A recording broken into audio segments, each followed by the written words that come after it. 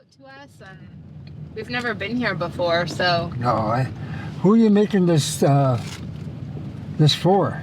So I'm a reporter with the Globe and Mail. Okay. And so we're making a podcast and doing a story, and it's about the murder of Amber Tuckero. Hey, that's my cousin. I used to drive her around with my taxi, like, you know, she calls a cab, and I used to always talk to her. What was she like? She was nice. She was a nice girl. We were in Fort Chipewyan, getting a tour from Bill Tuckero. He's the Tuckero from Tuckero's taxi service, and one of a lot of Tuckeros up there. So then I put up his taxi then. That's 24 years now. Oh, wow. Yeah. I'm the only one in town. Yeah. I'd been wanting to go back to Amber's story for a long time. I covered her case more than a decade ago when I was a reporter at the Edmonton Journal, and it was one of the cases that had been on my mind ever since. Partially, that's because it feels solvable, and I'm not the only one who feels that way. Amber's story is out there all over the place. There's TikToks and YouTubes about it, armchair detectives weighing in with their own opinions, but they all repeat the same information. The same things that have been said over and over for years. I wanted to do more than that. I sent a note to Amber's brother, Paul Tuckero. I told him, I know there's a lot more to say about the way the RCMP mishandled this investigation, and I know someone out there knows who the killer is. He called me back one day while I was driving, and I pulled over to talk. Yeah, I think that'd be awesome. I asked Paul if he wanted us to come up to Fort Chipewyan. It is a real journey to get up there. If you look on a map, it's way on the upper right-hand corner of the province of Alberta, right under the Northwest Territories.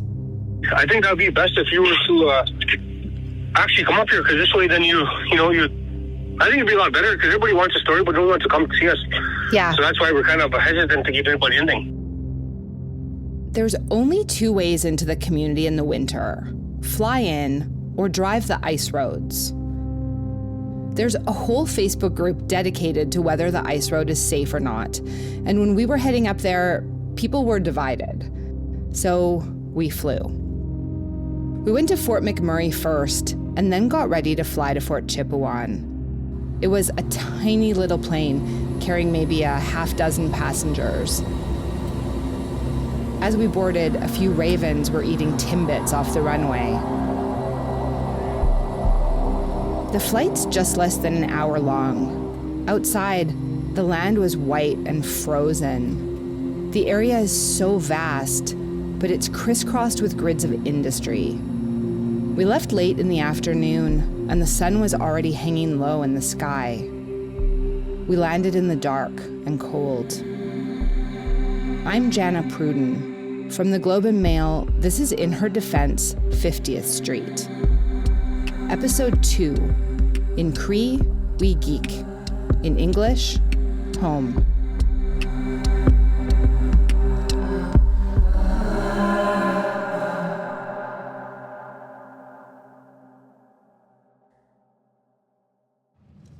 This is our little hospital right here, like a nursing station. These are, right there is a restaurant, and we got some offices on the other side.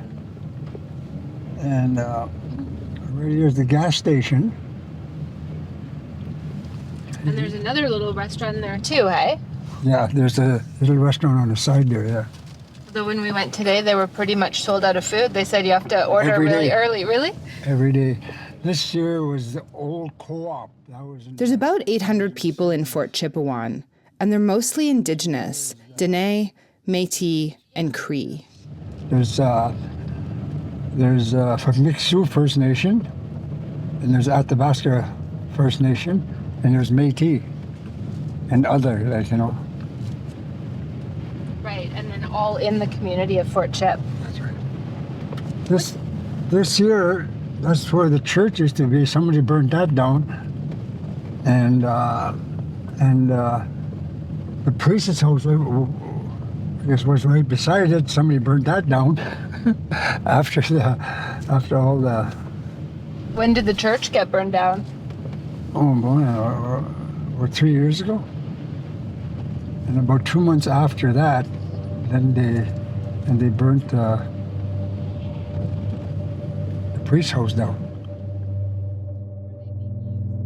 White people moved into Fort Chipewyan in 1778, and it's the oldest colonial settlement in Alberta. Within 6 years, smallpox wiped out 90% of the Chipewyan people. There was literal war between the trading companies that settled in the area, and periods of mass starvation as settlers decimated resources. A national police force came to town, and a residential school opened. Residential schools ran in Canada for almost 170 years and were created specifically to assimilate Indigenous children into white culture. More than 150,000 Indigenous children were sent there, and many of them suffered physical, emotional, sexual abuse. The last residential schools closed in the 1990s. And in northern Alberta, there was the rise of the oil and gas industry, which changed the environment forever.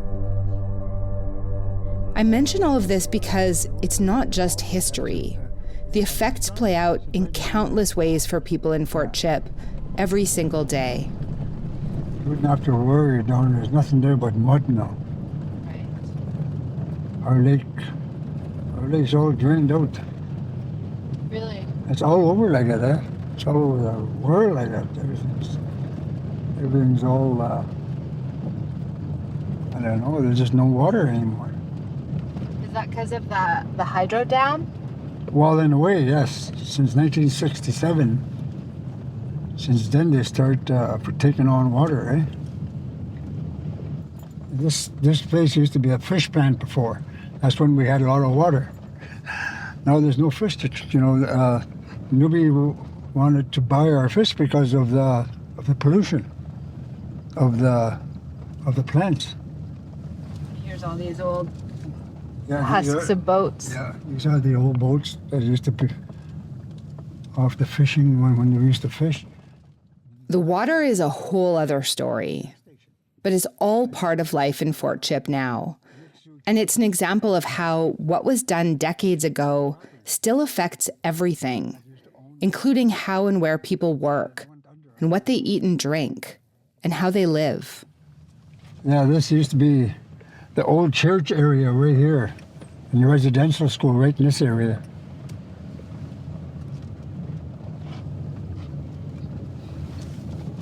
That was a rough place. But I went in there when I was 14 years old. I wanted to go in. I wanted to go in because there was a hockey rink outside, you know. So I stayed there 1 year, and after that I had to go out for school. If you're in high school, you got to go out. There was the school is only up to grade 9, and then like for high school, you said you had to leave. So I left. The Holy Angels Residential School operated for 100 years, from 1874 to 1974. And as Bill says, it was a really bad place. Everyone in Fort Chip has been affected by that school in some way. Amber's mom, Tootsie, went there. So, that's it. That was a really good tour. Bill took us to the grocery store, the school, the community center. We cruised around the area they call Doghead because it's shaped like the head of a dog. As we wrapped up the tour, he was getting a call for another ride. This time from his daughter. Oh, my daughter. Hi. Did you forget about me? No, I didn't forget about you, my girl. I'll be right there, okay? Bye-bye.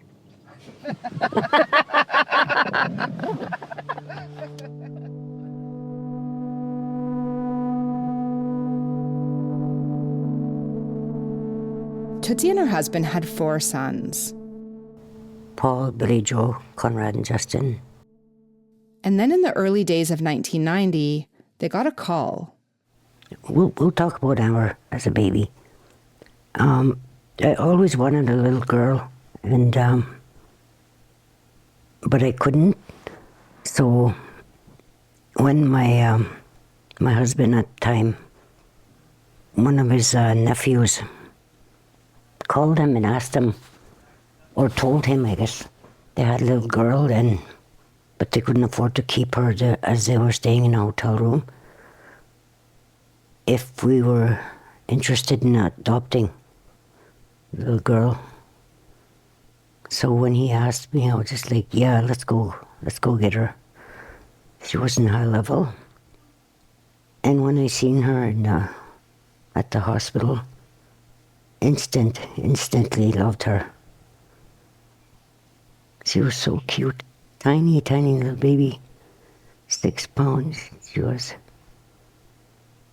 We went by car to high level and it was really cold. -52, I think. But we brought her home, made it home. But Amber became love so fast, and she became part of our lives, and she belonged to us. Mm-hmm. Oh my God. I don't know. I knew she was mine, without a doubt.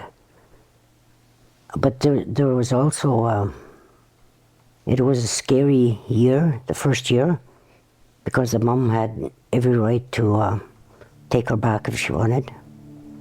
So that was very scary. I couldn't wait for the year to be over, and she did come just before the year was over. I was like, oh my God,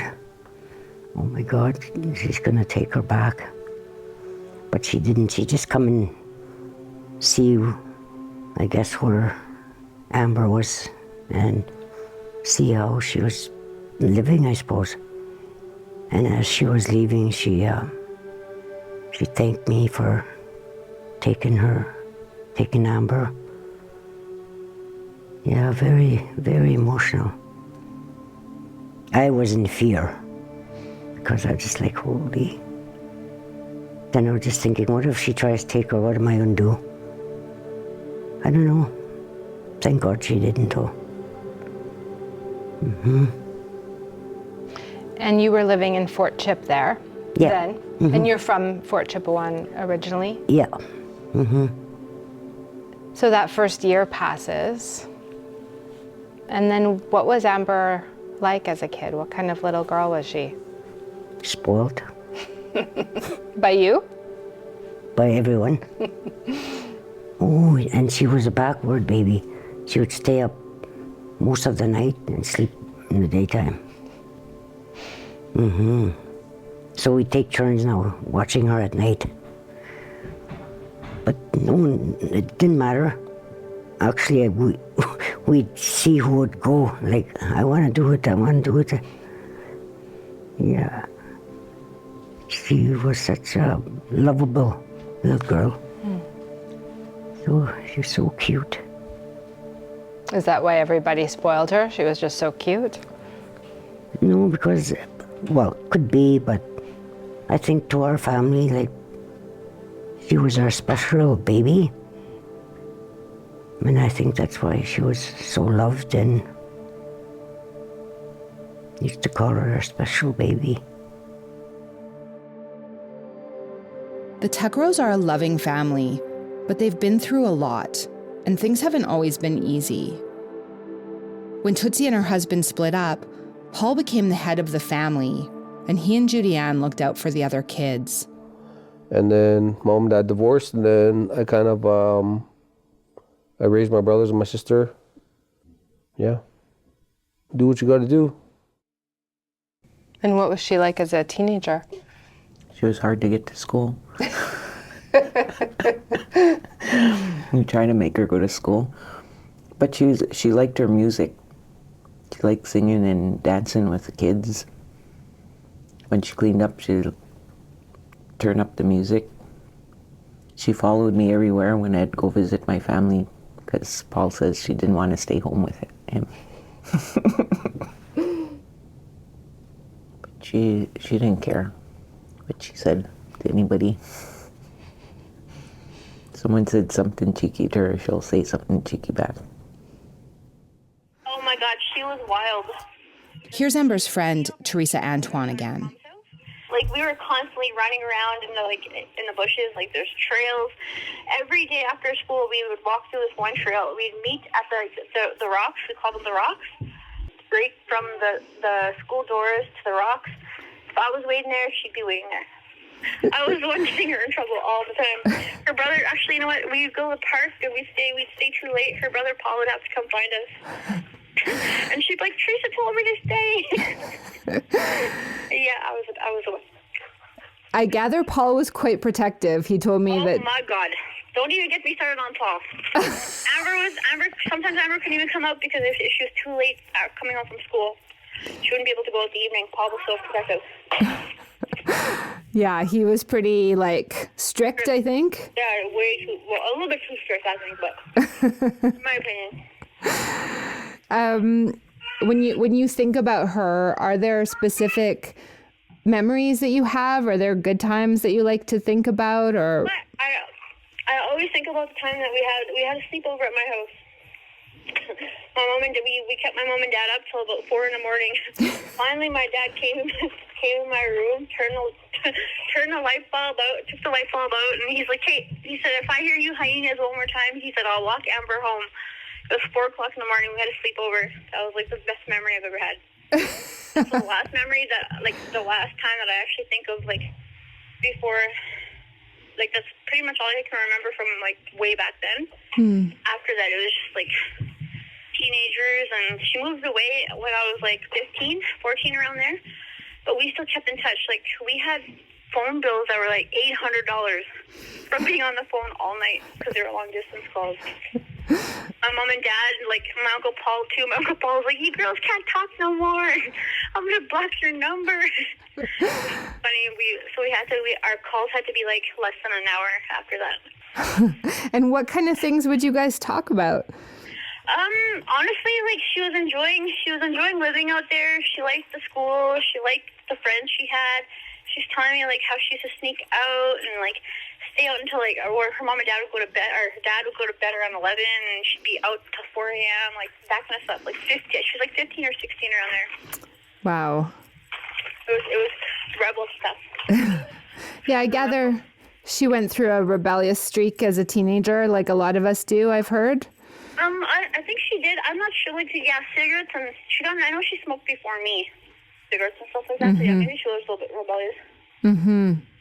I heard she loved music. Oh my Lord! Okay. Every day I'd walk by, how I knew she was home. Music would be blasted. She loved music so loud that you know when Amber's home because you could literally feel the bass from my house, and I live probably around the bend from her. So I knew I just open my window and I'd be like, "Okay, so Amber's home." I'd come walking. Easy question first. What's your name? Janelle Vermillion. And how do you know Amber? Amber is, my uncle is Paul Tuckrow, and Amber's mom, Tootsie, is my auntie. So that would be, it's actually, he would be my great uncle. And Amber's your cousin. Yeah, so technically Amber would be my auntie, but my cousin. Right. Yeah, in the native ways. So yeah, she was my cousin. She was really witty, quick thinking. If you were to say something to her, she'd have a fast comeback. And it runs in the family. What is that? Yeah. So Amber was young. Not really much else to say about that. She was young. In her teens, Amber had started reconnecting with her birth family, sometimes staying with them in High Level, and other times staying with her mom, who was living in Fort McMurray then. Tootsie pulled out some pictures for us to look at. In one photo, Amber is so pregnant. There's a happy face drawn on her stomach, and the words, "Baby Jacob." So he's looking pretty little there. It's a real That's a new mom for sure. And that's probably at the hospital, I believe, still. I think so, yeah. Oh yeah, that looks like maybe a hospital gown that she's wearing. He's all swaddled up, little head. Oh, this is a really pretty one. Are they looking at each other? I think so, yeah. Aww. Was she together with his father at that point? No, but he was there when the baby was born and came around a few days after. And this is a great one. Jacob's wearing like a little blue plaid shirt and little cargo pants. she was such a good mom, Amber. She tried so hard to be the best mom, and she was. Could you tell me a little bit about Amber's life right before she went missing? She has a new, a baby, and you just tell me a little bit. She was living with you in Fort Mac? She was trying to go back to school, trying to get her own place, and she was really trying to better her life, I suppose. She was like any young adult, I guess she was still going like party and I'd watch Jacob and stuff, and she wasn't gone like for days or whatever, but I mean, yeah, she was really trying to do what's best for Jacob. Do you remember what it was like when Jacob was born? And oh yeah, I was there. She's like, Mom, I'm never going to have another baby, she said. She was in so much pain. And Jacob and I were talking about it last night because we were looking at the pictures, and he was looking at his mom's picture, and he's like, do I look like her? I was like, yeah. And he was just amazed that he was 8 pounds. what else do you remember from that time? It was a happy, exciting time. Jacob brought a lot of joy into our family, of course. Baby sister having a little boy. They were more excited for the fact that he was a boy. They had plans for him, and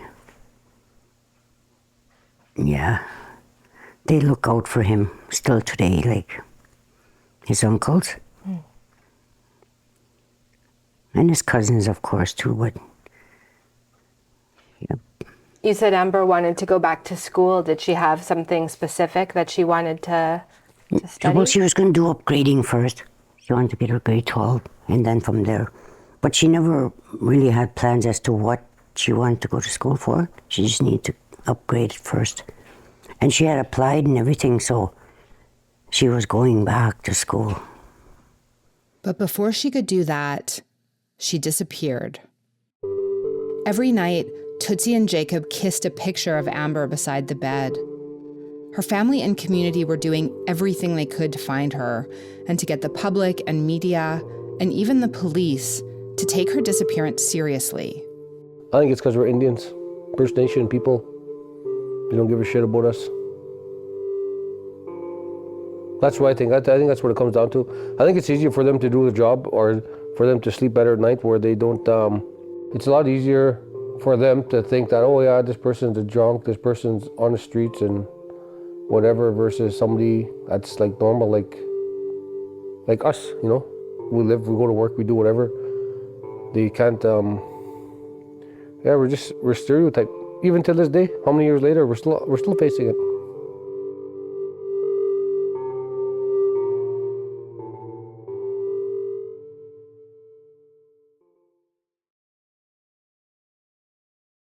Hi there. Hello. It's been a long time. How are you doing? It has been, yeah, a while. I think it was, if I remember correctly, probably 10 or 12 years ago that we talked. This is John Rpet. I met him when I started working on the crime desk of the Edmonton Journal. At the time, he was a sergeant with the RCMP and head of the 28-officer task force called Project CARE.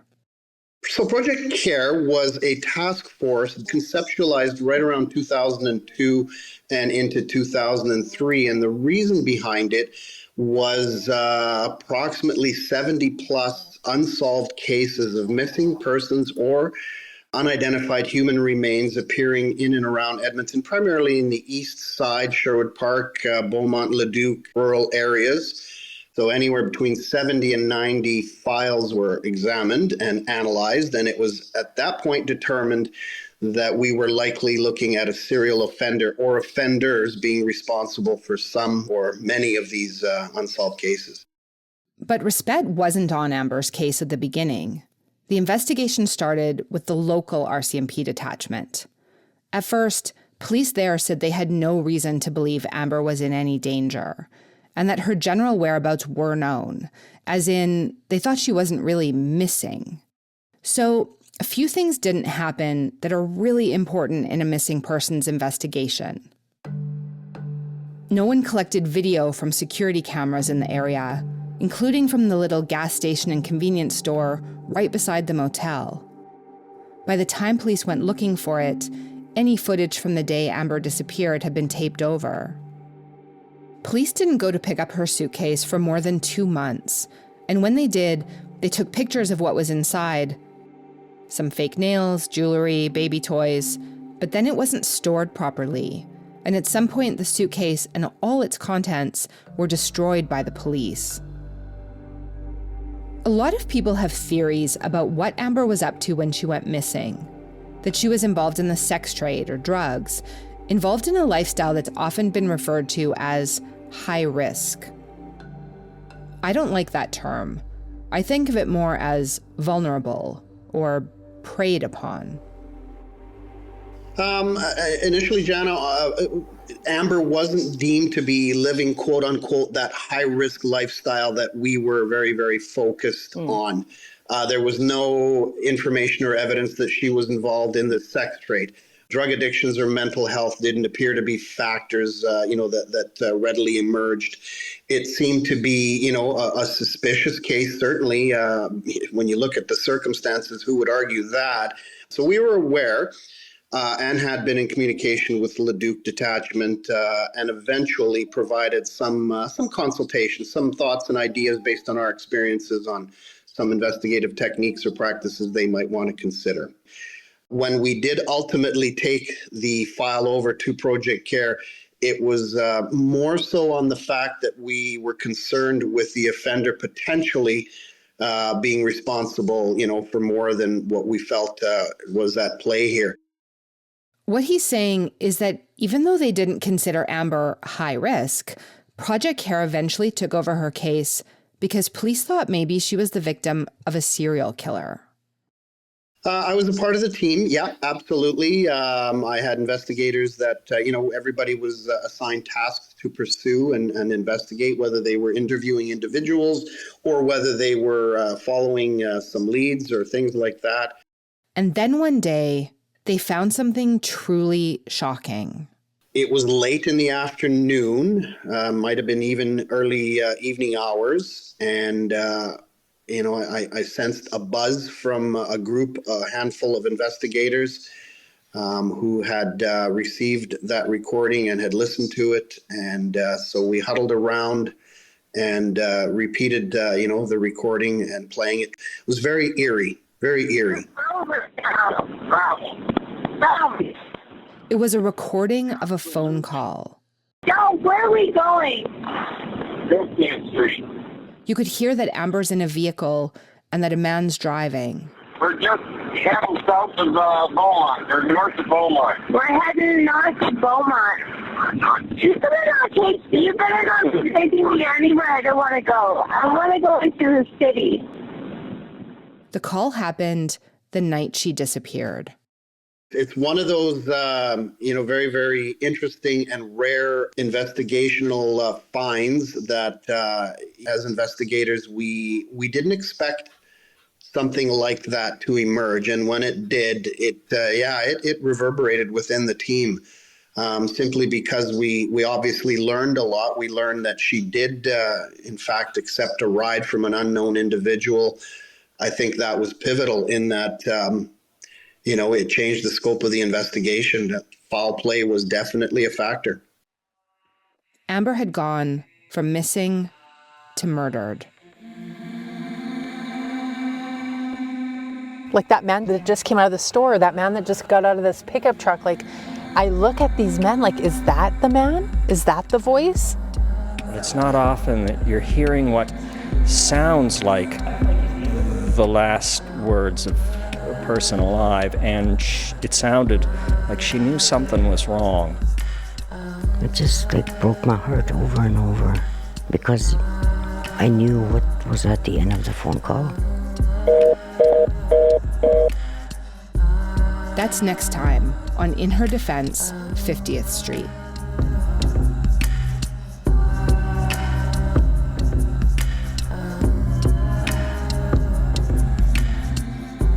In Her Defense, 50th Street is made by Kasia Mihailovich and me, Jana Pruden. Our sound design and mix is by David Crosby. Field recording by Amber Bracken. Our managing editor is Matt Frainer. Thanks also to Mark Ipe, James Keller, and Angela Pacenza. Our episode titles were translated into Cree by Dorothy Thunder. Our episode today was called Home. wîkihk, her home. Yeah, at her home. wîkihk is to be living somewhere, to live at. Niwigin, Edmonton. Yeah, as a verb. Additional Cree language consultation and translation by Barbara Scott. Thank you to Elder Joanne Saddleback, Carrie Benjo, Danielle Parody, and Amber Bracken for cultural guidance and feedback on our drafts. In Her Defense, 50th Street is recorded at Gabby Road Studio on Treaty 6 territory in Edmonton, also known as Amiskwachee or Beaver Hills House. Support is available for residential school survivors and their families through the National Crisis Line at 1-800-721-0066. Kinanaskam Tanawow. Thanks for listening.